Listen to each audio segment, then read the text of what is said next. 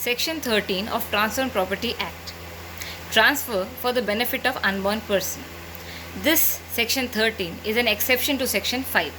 Section 5 ये कहता है, अगर आप लोगों ने पढ़ा होगा, कि transfer should take place between living persons only.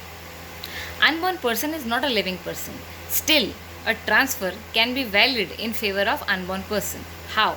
For this, you have to comply with two conditions of Section 13. वो दो शर्तें क्या हैं जिसको कंप्लाई करने से हम एक चाइल्ड के अनबॉर्न चाइल्ड के फेवर में एक वैलिड ट्रांसफ़र कर सकते हैं. पहली शर्त ये है कि आपको एक ट्रस्ट क्रिएट करना पड़ेगा या एक प्रायर लाइफ एस्टेट क्रिएट करना पड़ेगा in favour of a living person who is living at the date of transfer. Secondly, the absolute property left after the life estate or the remainder property should pass wholly, absolutely to the unborn person. अगर इन दो conditions को हम fulfil करते हैं तो हम एक valid transfer कर सकते हैं इन favour of a unborn person. अब इसमें कौन से पॉइंट्स हैं जिनका हमें ध्यान रखना है.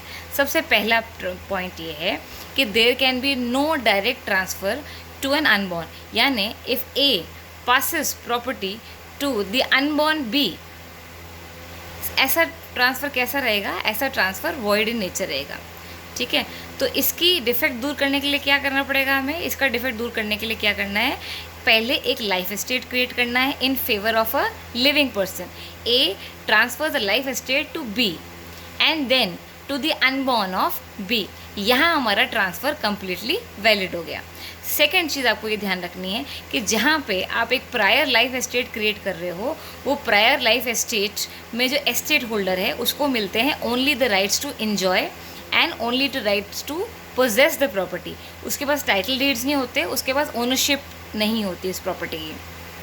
तीसरी चीज़ जो आपको ध्यान में रखनी है वो ये रखनी है that the unborn should take birth before the expiry of the prior life estate.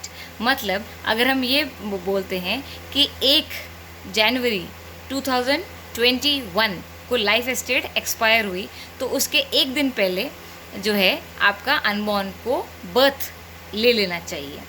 तीसरी चीज़ आपको ये ध्यान में रखनी है कि कहीं पे भी आप जब एक अनबॉर्न को प्रॉपर्टी ट्रांसफ़र कर रहे हैं तो आपको उसको पूरी रिमाइंडर प्रॉपर्टी, पूरी एब्सोल्युटली अनकंडीशनल प्रॉपर्टी पकड़ानी है. आप उसको एक लाइफ एस्टेट, उसके फेवर में एक लाइफ एस्टेट एग्जीक्यूट नहीं कर सकते. अगर आपने उसके फेवर में एक लाइफ एस्टेट एग्जीक्यूट किया, that means property will further devolve, the property will further go to somebody else. तो ऐसा ट्रांसफ़र वैलिड नहीं है. इसके अलावा जो प्रायर लाइफ एस्टेट है वो एक से ज़्यादा भी हो सकते हैं.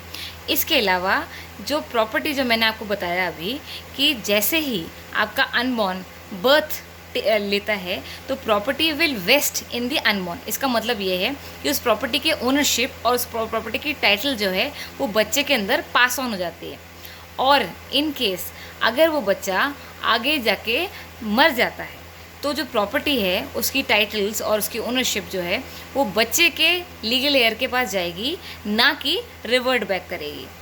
और इन केस जो आपका अनबॉर्न चाइल्ड है वो जो एग्जिस्टिंग प्रायर लाइफ एस्टेट है उसके दौरान पैदा ही नहीं हुआ तो इस सूरत में जो प्रॉपर्टी है वो ओरिजिनल सेटलर के पास या ओरिजिनल ट्रांसफरर के पास रिवर्ट बैक कर जाएगी. तो रिवर्ट बैक कब करती है प्रॉपर्टी? रिवर्ट बैक तभी करती है जब आप जिस अनबॉर्न के फेवर में प्रॉपर्टी पास ऑन कर रहे हो वो पैदा ही नहीं हुआ. अगर वो पैदा हो गया और होने के 1 मिनट बाद ही मरता है तो प्रॉपर्टी जो है उस अनबॉर्न जो बर्थ ले चुका है उसके हेयर्स के पास जाएगी, ना कि रिवर्ट बैक करेगी. एक चीज़ आपको ये ध्यान रखनी है. दूसरी चीज़ आपको ये ध्यान रखनी है कि there can be no double possibility. मतलब जन्म लेना ना लेना अपने आप में एक पॉसिबिलिटी है.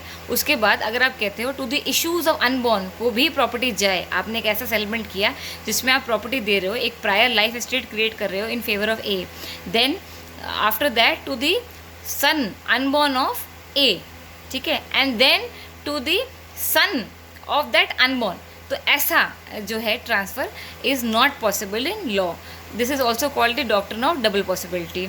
इसके अलावा आपको एक दो चीज़ें और ध्यान रखनी है कि जो बर्थ है, taking birth itself is a possibility. हम इसे दूसरे शब्दों में कंडीशन प्रेसिडेंट भी कह सकते हैं. तो कोई भी अगर ट्रांसफ़र करते हैं हम इन फेवर ऑफ चाइल्ड तो that can only take place where the prior condition of a prior living estate और फॉर्मिंग ऑफ अ ट्रस्ट, ये फुलफ़िल करना मैंडेटरी है। अगर आपने ये फुलफ़िल नहीं किया और एक डायरेक्ट ट्रांसफ़र एग्जीक्यूट किया हुआ है तो that is totally void in law. Thank you.